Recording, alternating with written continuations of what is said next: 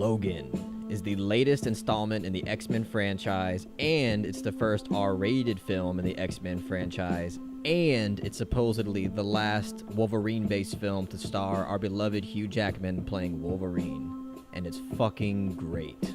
And a lot of its greatness is contributed to the adult themes that are explored within the R rating of this film. So I gotta give huge praise to the director and writer James Mangold and Hugh Jackman for pushing the R rating from the get-go. Because they both know that as soon as you tell the producers that you want to make an R-rated superhero film, it's like they immediately shit their fucking pants. Because they know that there's a huge risk involved and that the PG-13 rating is more guaranteed to generate revenue. So it's just really cool that in this day and age we can get an awesome film like this to where the fans, the directors, the writers, and even the actors can kind of just sit back and look at the producers and just say, "Go fuck yourself." And this film really does capitalize on its R rating.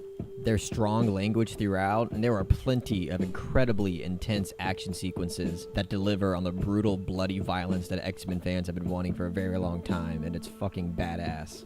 So to concerned parents, please, for the love of God, do not take your kids to go see this movie. I mean, maybe if they're like 15 or 16, then you can take them. 15's kind of pushing it, but if you think that they're mature enough around that age to go see this film, then it's okay to go see them. But anything below 15 is completely off limits. You should not take them to go see this film, or else you're gonna have a bad time. And you're gonna give the people sitting next to your kids a bad time too. I remember when I went to go see Deadpool, it was horrible. There, I was sitting next to a parent who was with her two 8-year-old kids as I'm watching a Deadpool sex scene montage. It was horrendous. So if any of my viewers know of any parents who are kind of planning to bring their child to this movie, tell them to abort mission and it's a no-go, because they don't want to do that to themselves and they don't want to do that to the people around them, so there's that. But anyway, the things that I liked the most about this film were the thrilling and violent action sequences and its character depth. Wolverine and Professor Xavier were explored incredibly deeply in this film, which results in not only a badass thrill ride, but a very emotional thrill ride as well.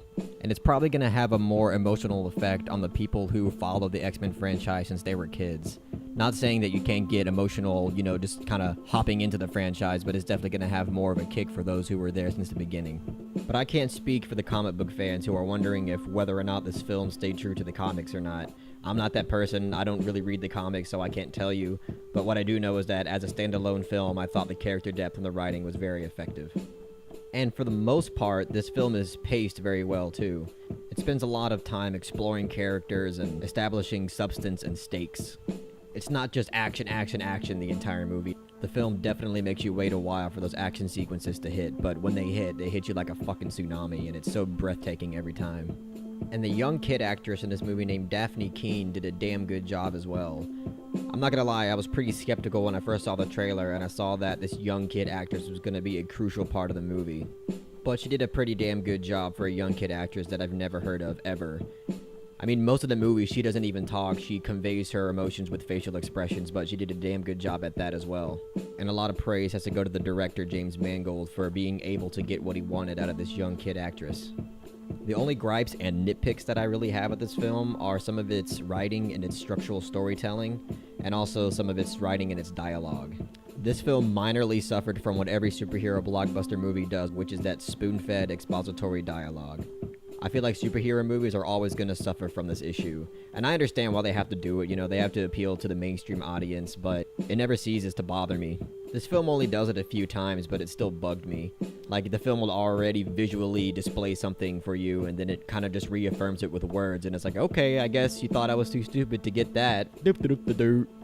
And the second act of this film, where they're kind of just like on a road trip and they're kind of wandering like willy-nilly, I felt like could have been tightened a little bit more, and you could have shortened that bit. I understand the whole point of it. I understand its significance, but I still felt like you could have trimmed the hedges a little bit there, because it just made the film appear to be a little bit draggy and unfocused.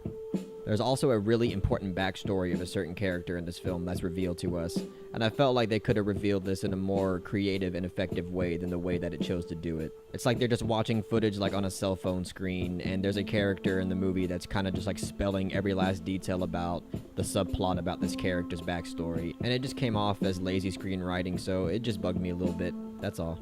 But overall, I was very satisfied with what I saw. It gave me everything that I wanted from an R-rated X-Men film. It gave me thrilling action that doesn't hold back with brutal, bloody violence. It gave me nice character depth. It gave me a good story. And it gave a beautiful yet emotional send-off to Hugh Jackman's Wolverine. So I'm going to give Logan an A-.